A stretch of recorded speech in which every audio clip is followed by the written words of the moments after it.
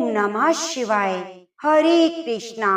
वायु पुराण में कहा गया है, वह व्यक्ति जो भक्ति में भाव से एकादशी का व्रत पालन करता है, समस्त कठिनाइयों और पापों से मुक्त हो जाता है। शुद्ध होने पर भगवान विष्णु का धाम प्राप्त करता है।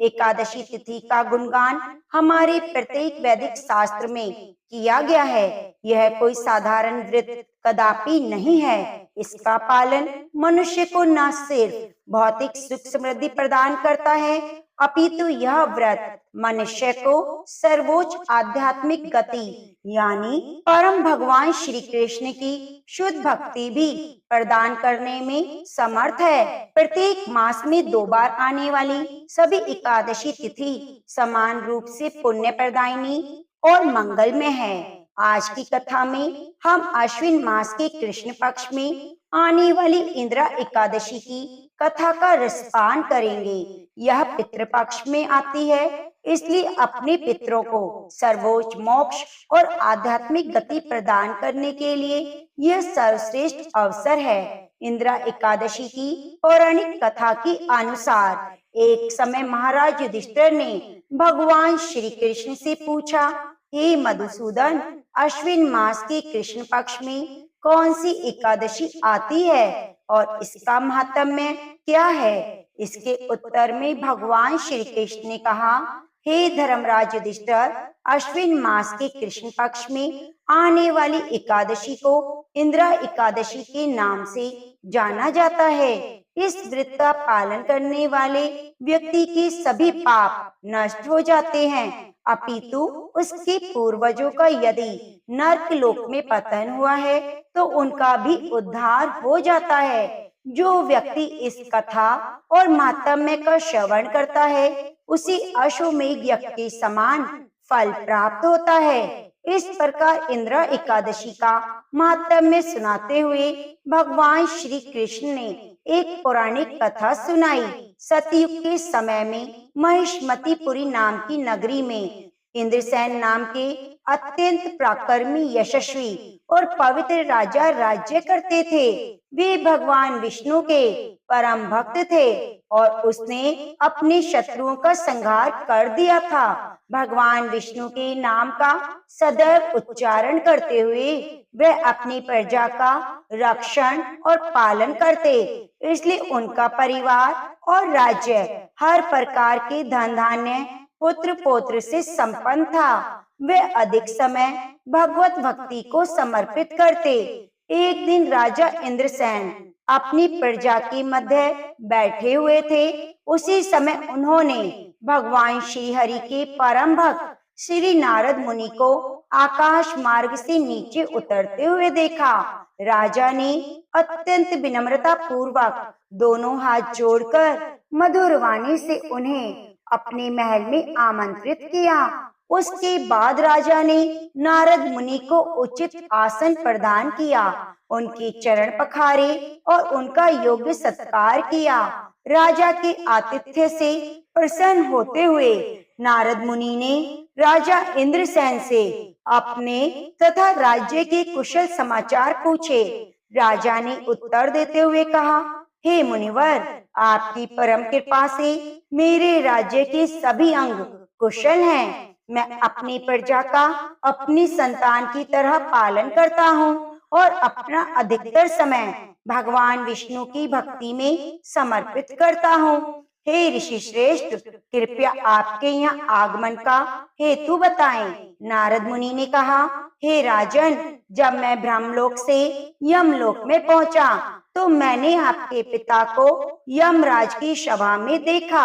अत्यंत आश्चर्य के साथ जब मैंने उनकी वहां उपस्थिति का कारण पूछा तो ज्ञात हुआ कि हालांकि वे अत्यंत धार्मिक राजा थे, परंतु उन्होंने एकादशी व्रत में निर्धारित समय से पूर्व ही पारण कर लिया था, इसलिए उन्हें यमलोक में वास करना पड़ रहा था। उन्होंने आपके लिए एक संदेश भेजते हुए कहा है, हे पुत्र, कृपया तुम नियम पूर्वक आने वाली इंदिरा एकादशी का पालन करना, जिससे कि मैं अपने पूर्व जन्म के पाप से मुक्त होकर स्वर्ग की ओर जा सकूं। नारद मुनि ने आगे कहा कि मैं इस संदेश को आप तक पहुंचाने आया हूँ।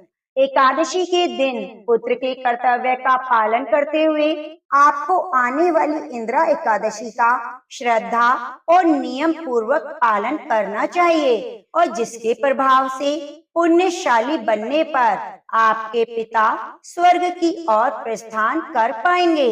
नारद मुनि के वचन सुनकर राजा ने और जिज्ञासा प्रकट करते हुए इस व्रत के पालन की विधि के विषय में पूछा।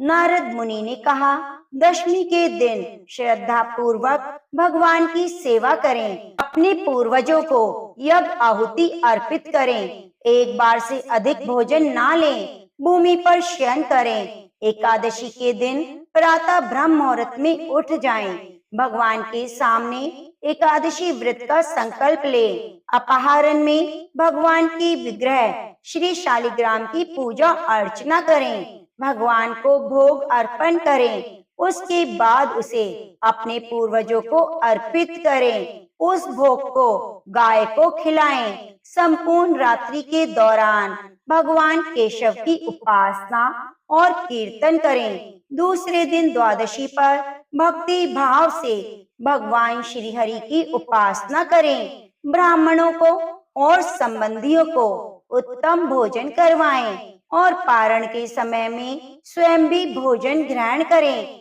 इस प्रकार नियम पूर्वक और इंद्रियों को संयम में रखते हुए एकादशी व्रत का पालन करें। इतना कहकर नारद मुनि वहां से अदृश्य हो गए। राजा ने नारद मुनि द्वारा बताए गए दिशा निर्देशों के अनुसार इंदिरा एकादशी का पालन किया। उसके फलस्वरूप आकाश से पुष्प वृष्टि हुई और राजा ने स्वयं अपने पिता को आकाश मार्ग से बैकुंठ की ओर प्रस्थान करते हुए देखा। कथा का समापन करते हुए भगवान श्री कृष्ण ने कहा, हे युधिष्ठिर महाराज, इस प्रकार इंदिरा एकादशी के प्रभाव से राजा इंद्रसेन ने स्वयं भी जीवन के अंत में बैकुंठ लोक को प्राप्त किया। तो इंदिरा एकादशी के दिन हमें पितरों के निमित्त व्रत करके तर्पण करना चाहिए। तो प्रेम से बोलिए, कृष्ण कन्हैया बंसी वाले मुरली मनोहर की जय हो, बाके बिहारी लाल की जय हो। प्रिय भक्तजनों, एकादशी पितृपक्ष के विशेष समय में आती है, तो इसलिए इसका महत्व बहुत बढ़ जाता है।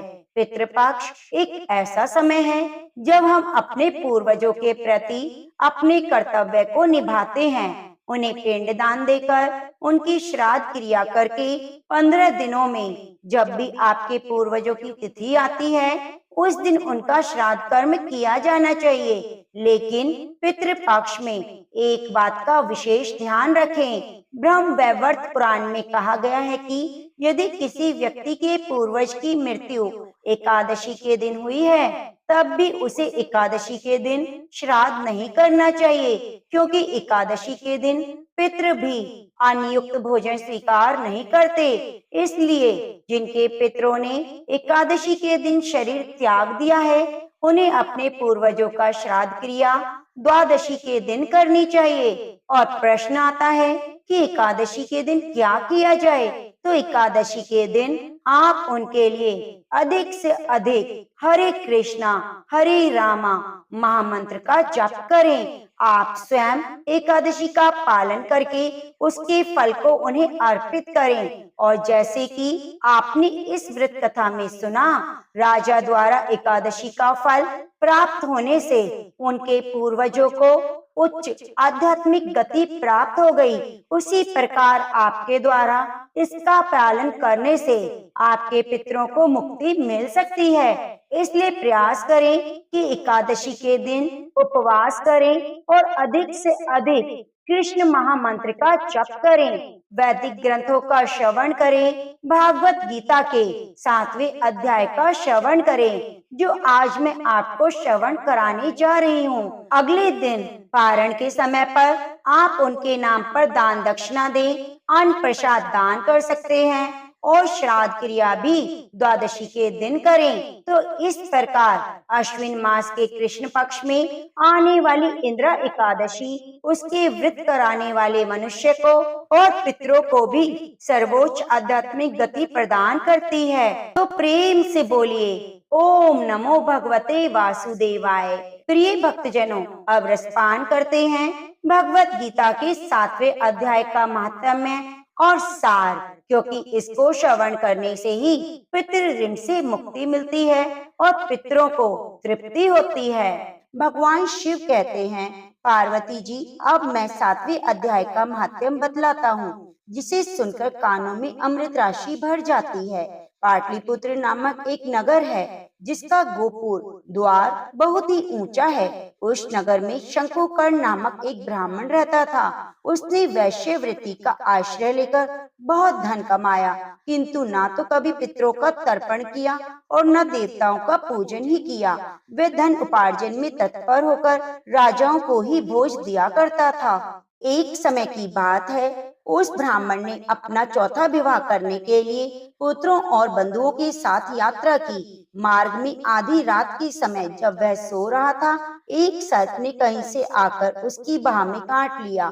उसके काटते ही ऐसी अवस्था हो गई कि मणि, मंत्र और औषधि आदि से भी उसके शरीर की रक्षा असाध्य जान पड़ी। उसके बाद कुछ ही क्षणों में उसके प्राण पखेरु उड़ गए। फिर बहुत समय के बाद वह सर्प योनि में उत्पन्न हुआ।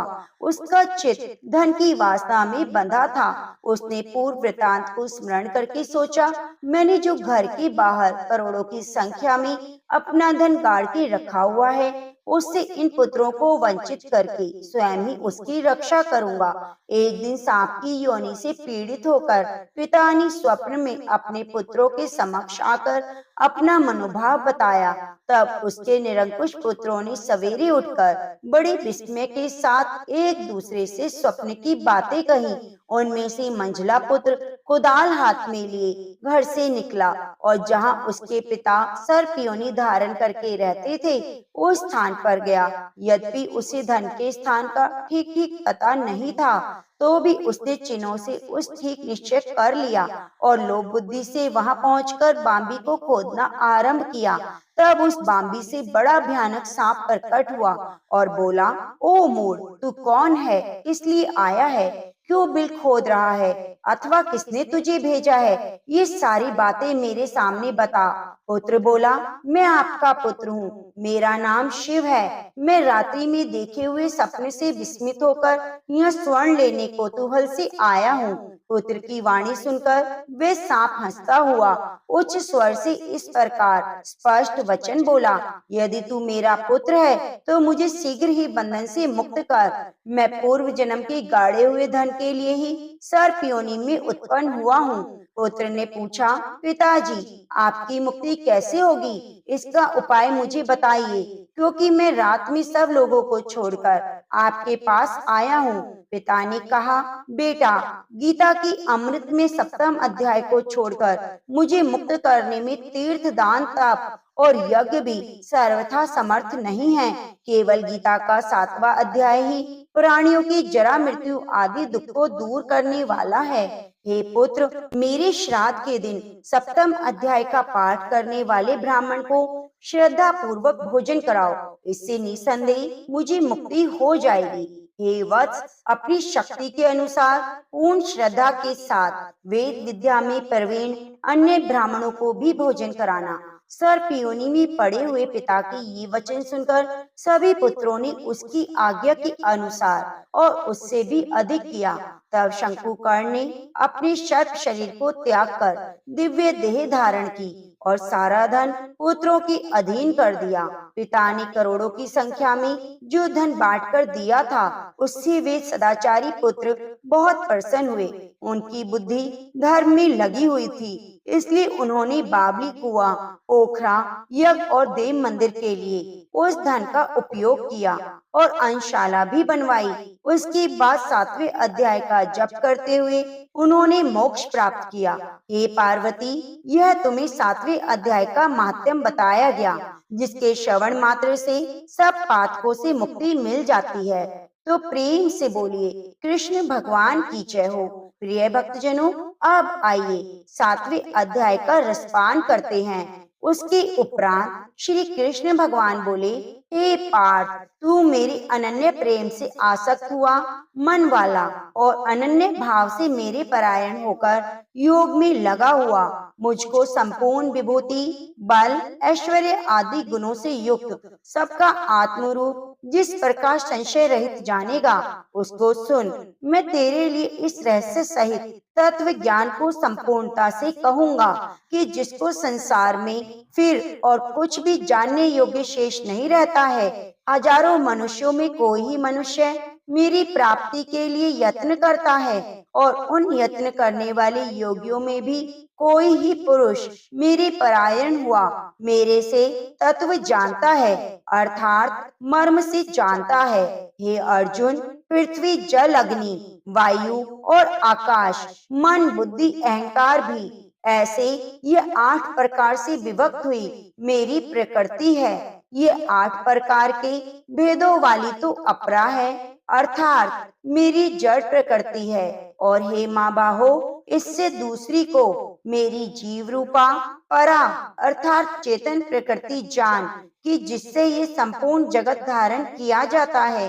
हे अर्जुन, तू ऐसा समझ कि संपूर्ण भूत इन दोनों प्रकृतियों से ही उत्पत्ति वाले हैं और मैं संपूर्ण जगत की उत्पत्ति और प्रलय रूप हूँ, अर्थात संपूर्ण जगत का मूल कारण हूँ। इसलिए हे धनंजय, मेरे से सिवा किंचित मात्र भी दूसरी वस्तु नहीं है। यह संपूर्ण जगत सूत्र में सूत्र के मणियों के सदृश मेरे में गुथा हुआ है।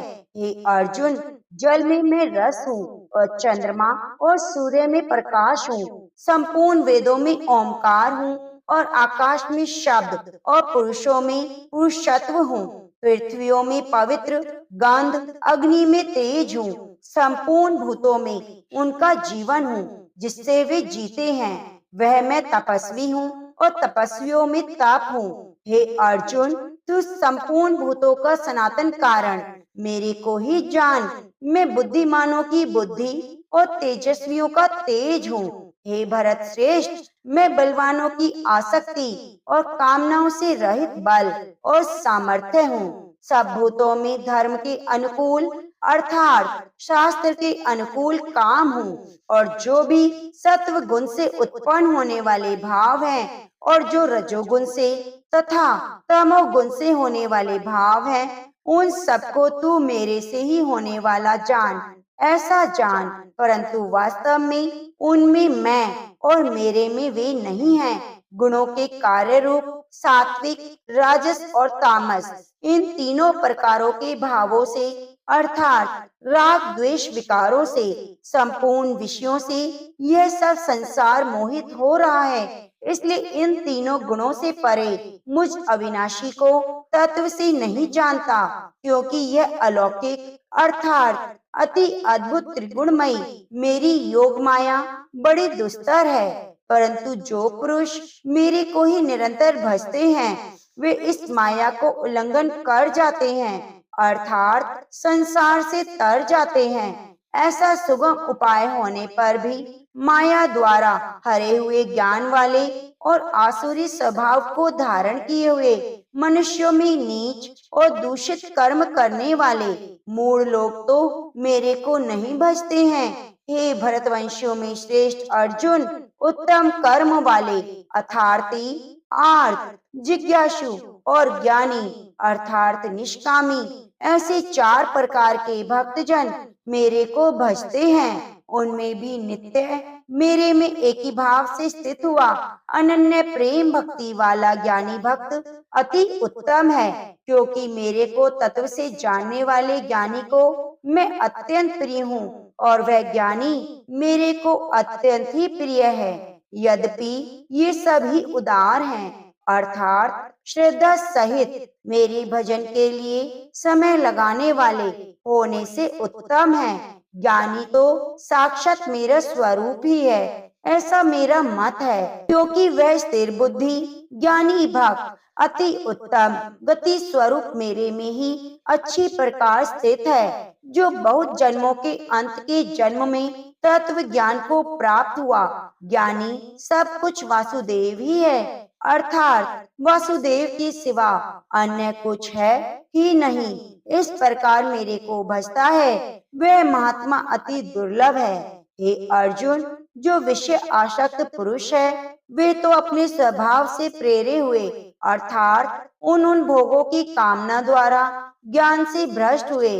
उस नियम को धारण करके, अर्थात जिस देवता की पूजा के लिए जो नियम लोक में प्रसिद्ध हैं, उस नियम को धारण करके अन्य देवताओं को भजते हैं, पूजते हैं। जो सकामी भक्त जिस देवता के स्वरूप को श्रद्धा से पूजना चाहता है, उस भक्त की मैं उस देवता के प्रति श्रद्धा को स्थिर करता हूँ। वह पुरुष उस श्रद्धा से युक्त हुआ उस देवता के पूजन की चेष्टा करता है और उस देवता से मेरे द्वारा ही विधान किए हुए इच्छित भोगों को निसंदेह प्राप्त होता है। परंतु उन अल्प बुद्धि वालों का वह फल नाशवान है और देवताओं को पूजने वाले देवताओं को प्राप्त होते हैं। और मेरे भक्त चाहे जैसे ही भजें, शेष में वे मेरे को ही प्राप्त होते हैं। ऐसा होने पर भी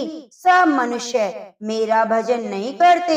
इसका कारण यह है कि बुद्धिहीन पुरुष मेरे अनुत्तम, अर्थात जिससे उत्तम और कुछ भी नहीं, ऐसे अविनाशी परम भाव को, अर्थात अजन्मा अविनाशी हुआ भी अपनी माया से प्रकट होता हूँ, ऐसे प्रभाव को तत्व से न जानते हुए मन इंद्रियों से परे मुझ सच्चिदानंद घन परमात्मा को मनुष्य की भांति जन्म कर भक्ति भाव को प्राप्त हुआ मानते हैं। अपनी योग माया से छिपा हुआ मैं सबके प्रत्यक्ष नहीं होता, इसलिए यह अज्ञानी मनुष्य मुझ जन्म रहित अविनाशी परमात्मा को तत्व से नहीं जानता, अर्थात मेरे को जन्मने मरने वाला समझता है।